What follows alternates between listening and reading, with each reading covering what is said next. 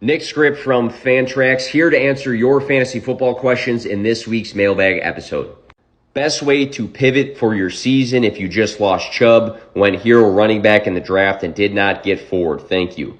So I think you need to start looking at the rest of your league. Who has some depth at the running back position? Once you identify a team you can send an offer to, you have to look at what do they need? What incentive can I give them to make them trade away a running back to me so that my team can get better? What do I have a surplus of that I can give to them that will be, again, an incentive for them to trade away that running back? It's going to be tough to go and grab a guy like Christian McCaffrey or go and trade for Bijan Robinson. So I would shoot smaller here. I would try to find guys that touch the football consistently, are their team's running back one, but they haven't exploded for fantasy points just yet. Guys like Miles Sanders, Joe Mixon, Josh Jacobs, they are their team's clear running back one. They touch the ball a decent amount pretty consistently, but they haven't been super fantasy productive. So right now would be a good time to go and send an offer for a guy like that. Akers and Madison, committee, or do you think Akers or Madison takes on the lead role? We had a bunch of these questions, so I'm going to build off of that. Now that Minnesota traded for Akers, how do you see Madison's value? Would you drop Madison for a stash like Rojo or a chain? First off, don't overreact to Cam Akers landing in Minnesota when it comes to Alexander Madison. You don't want to drop him. That's not the best way to approach this, especially with it just being an unknown situation.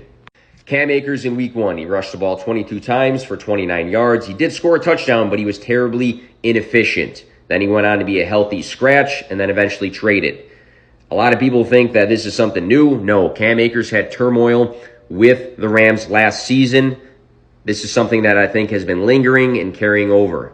Madison, on the other hand, 11 attempts for 34 yards. He caught 3 passes with a receiving touchdown in week 1, so not super efficient there. He did score.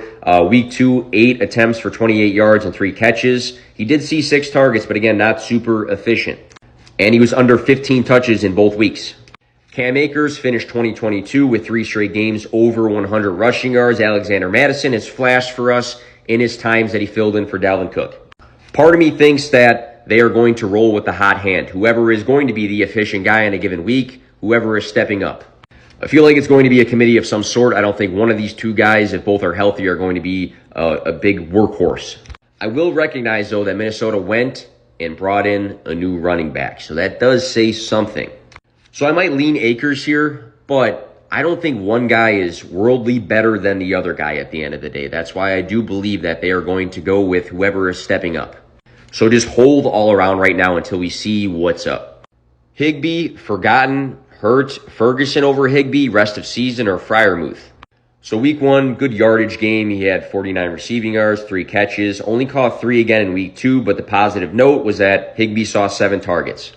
Puka Nacua is going absolutely crazy right now, leading the league in targets with 35. Tutu Atwell has had a solid 17. Kyron Williams has had 12, and Higbee has had 10 for the target share with the Rams. Last year in 2022, he was number 5 in targets. He was 2 shy of 100. Number 6 in receptions, number 4 in air yards, number 8 in ADOT, so the average depth of his target. Number 3 in deep targets, number 6 in receiving yards, number 9 in yards after the catch, and number 7 in yards per route run. So we've seen, last season, him be targeted, look deep down the field, him be a playmaker with the ball in his hands, and be efficient. So I like Pat Freiermuth. I think Steelers, they've been struggling a bit. Kenny Pickett's been struggling a bit. But out of this group, I do like him the best. Start the 49ers defense against the Giants on Thursday night or the Steelers defense against the Raiders on Sunday night. The New York Giants scored 31 last week. I know it was against Arizona, but it showed signs of life after being smacked by the Cowboys 40-0. San Francisco did hold Pittsburgh to 3 points week 1, but the Rams did score 23 against them. Pittsburgh against the Raiders here, I like them. 2 defensive touchdowns last week with an interception, 3 forced fumbles, and 6 sacks. The Raiders have only scored 27 total points through 2 weeks, so I do lean the Steelers. Is Matt Breida worth using versus San Francisco, who we just talked about? Najee and Jalen Warren were limited to 37 rushing yards week 1.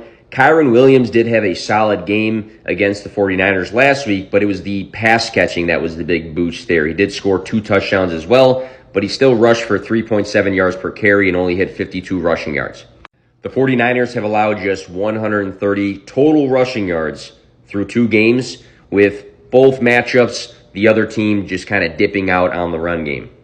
The last time Matt Breida had rushed for 60 yards was back in Week 15 of 2020. I don't like him at all in this matchup. Big Mike Williams or Pickens at my flex? Thank you.